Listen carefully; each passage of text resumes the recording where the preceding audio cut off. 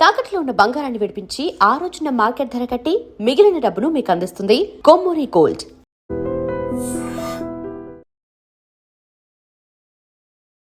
నమస్కారం, welcome to I dream. ధర్మ మార్గం విత్ విజిత కార్యక్రమానికి స్వాగతం.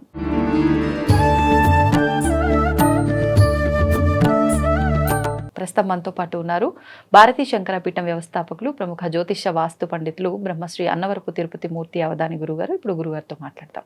నమస్కారం గురుగారు. పరమేశ్వరార్పణం. గురుగారు, జూన్ 27వ తారీఖు శని త్రయోదశి వచ్చిందండి. ముఖ్యంగా మనం అందరము ఇబ్బందులు పడుతున్నాము అని అంటే ఖచ్చితంగా వాళ్ళ జాతక రీత్యా ఏలినాటి శను, అష్టమ శను, అర్ధాష్టమ శను, ఏదో ఒక టైం పీరియడ్ అనేది నడుస్తుంది, దానివల్లే ఇబ్బందులు పడుతున్నాము అని చెప్పి ప్రతి ఒక్కరం భావిస్తూ ఉంటాం.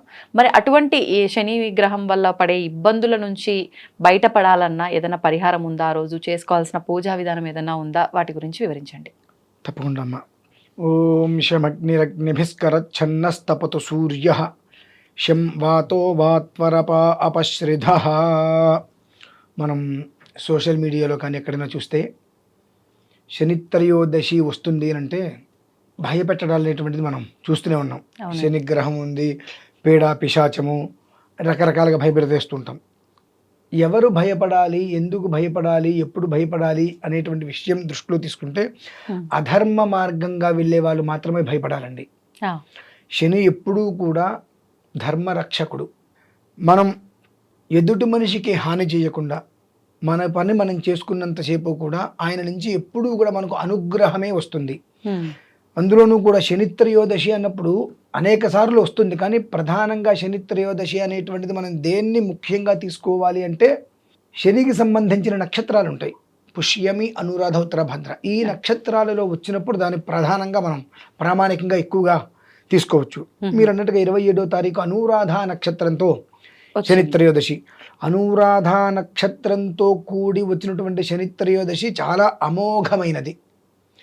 అస్సలు మనం భయపడవలసిన అవసరం లేదు.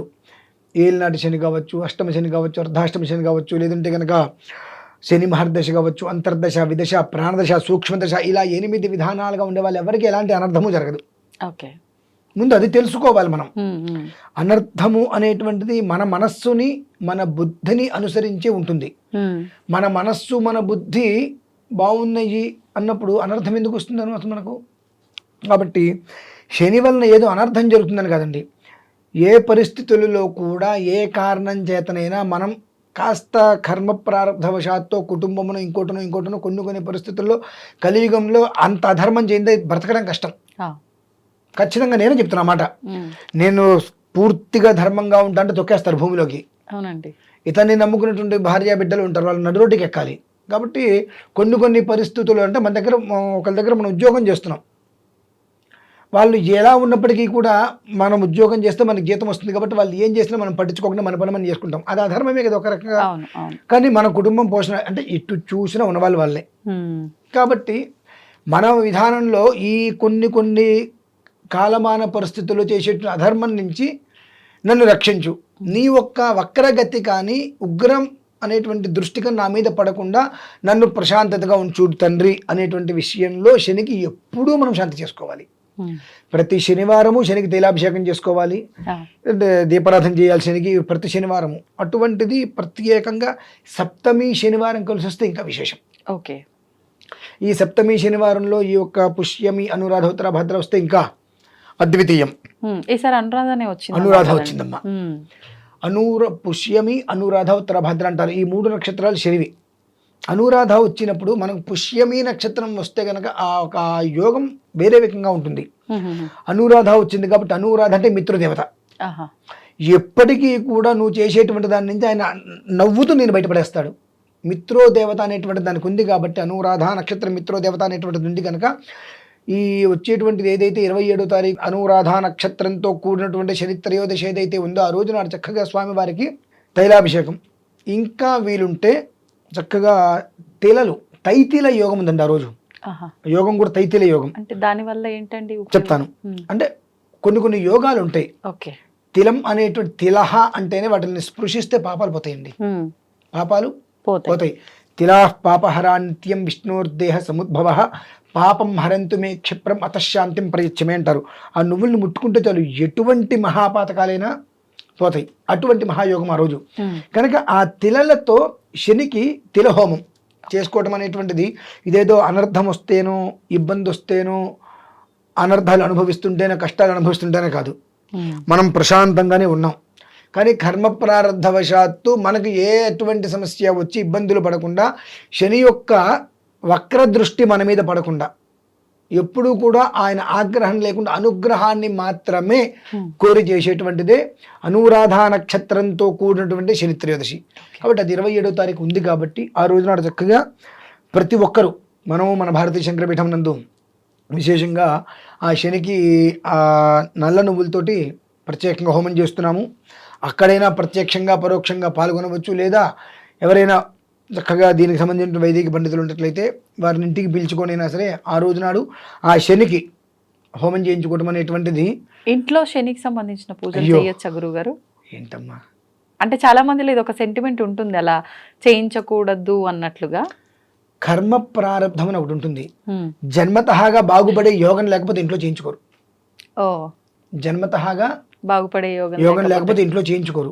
బాగుపడే యోగం ఉందా ఇంట్లో కానీ ఎక్కడైనా ముందు ఆ రోజు నాడు చేయించుకోవడానికి సిద్ధపడతారు. ఎందువల్లనంటే శని, మనం రామేశ్వరం ఇలా శనేశ్వరం మొదలు అంటూ ఉంటాం, మన అనిపిస్తూ ఉంటుంది. నాలికకి నరం లేదు కాబట్టి ఎలా పడితే అలా మాట్లాడుతూ ఉంటుంది. దాని యొక్క ప్రభావం వీపుకి తగులుతూ ఉంటుంది. ఈ చిన్న విషయం తెలుసుకోరు. నవగ్రహాలలో చాలా మంచివాడమ్మ శని. నవగ్రహాలలో చాలా ఉత్తముడు ఎవరైనా ఉన్నారంటే శని గ్రహమే. ఆయన యొక్క అనుగ్రహం లభ్యమైతే మిగిలిన గ్రహాలు ఎవరు మన జోలికి రాలేవు. కాబట్టి ఆయన ఆగ్రహం అనేటువంటిది మన జోలికి రాకుండా పరిపూర్ణంగా ఆయన అనుగ్రహాన్ని కోరి మాత్రమే చేసేటువంటిది ఈ యొక్క తైతిల యోగంలో తిల హోమం. కాబట్టి ఎక్కడైనా ఎవరైనా ఏమాత్రం అవకాశం ఉన్నప్పటికీ కూడా ఆ అవకాశాన్ని జార విడుచుకోకుండా 27వ తారీఖు రోజు నాడు అనురాధ నక్షత్రంతో కూడుకున్నటువంటి శని త్రయోదశి అనేటువంటిది చక్కగా అద్భుతంగా ఏర్పడింది. కనుక శని యొక్క అనుగ్రహార్థం పీడ కాదు, పిశాచము కాదు, ఆయన అనుగ్రహం ఉన్నదా పాతాళంలో ఉన్న మనిషి కూడా ఆకాశంలోకి వెళ్తాడమ్మా. అంత అద్వితీయమైన అనుగ్రహం ఇస్తాడు ఆయన. ధర్మంగా ఉండు, ఆయన అనుగ్రహాన్ని ఇస్తాడు. కనుక ఆ రీతిలో ఆయన అనుగ్రహం కోసం చేసేటువంటిదే తిల హోమం. కాబట్టి ఆ రోజు నాడు ప్రతి ఒక్కరు కూడా ఆ ఒక్క విధానాన్ని అనుసరించుకోగలిగితే చక్కగా సుఖంగా సౌశీల్యంగా సౌభాగ్యంగా ఉంటారమ్మా. అంటే ఇప్పుడు అష్టమ అర్ధాష్టమ ఏలినాటి శని ఉన్నప్పటికీ లేకపోయినప్పటికీ ఎవరైనా వ్యక్తిగతంగా చేయించుకోవచ్చు అంటున్నారా? ఇప్పుడు అసలు వీటికి సంబంధమే లేదు. ఓకే, ఒకటి నాకు అష్టమ శని ఉంది, అర్ధాష్టమ శని ఉంది, ఏలినాటి శని ఉంది అని నువ్వు భయపడుతున్నావు అనుకో, నువ్వు ఎన్ని హోమాలైనా చేయించుకో, ఆ భయం నుంచి నువ్వు బయటికి రాలేవు. బ్రతుకంతా భయంతో పడి ఉంటుంది. బయటికి రావాలంటే ముందు ధైర్యం ఉండాలి. కర్మ నుంచి నువ్వు బయటపడటానికి మార్గం చూసుకో. నువ్వు భయపడుతూ నేను పూజలు చేస్తా అంటే ఫలితం రాదమ్మా ఎప్పుడు కూడా. అందులో ఏలినాటి శని, ఏలటం అంటే ఏంటమ్మా? అసలు ఒక మనిషి ఒక దాన్ని ఏలుతున్నాడు అంటారు. ఏలినాటి శని అంటే నువ్వు ఉన్నటువంటి వాతావరణం మొత్తం కూడా నువ్వు ఏలేటువంటి స్థితిని ఇస్తాడు ఆయన. ధర్మంగా అదే ఆలోచించుకోవాలి. ఏలినాటి శని గానే నాకు శని పట్టింది, దరిద్రం పట్టింది అంటే ఆహా, నీ ఆలోచన ఎలా ఉంది? నెగిటివ్ అలానే పడుతుంది నీకు.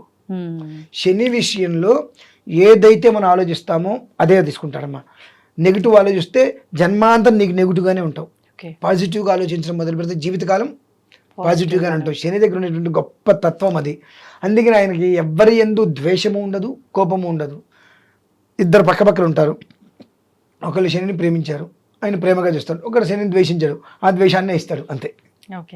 అది తీసుకోవాలి. అంత మన చేతుల్లోనే ఉంది.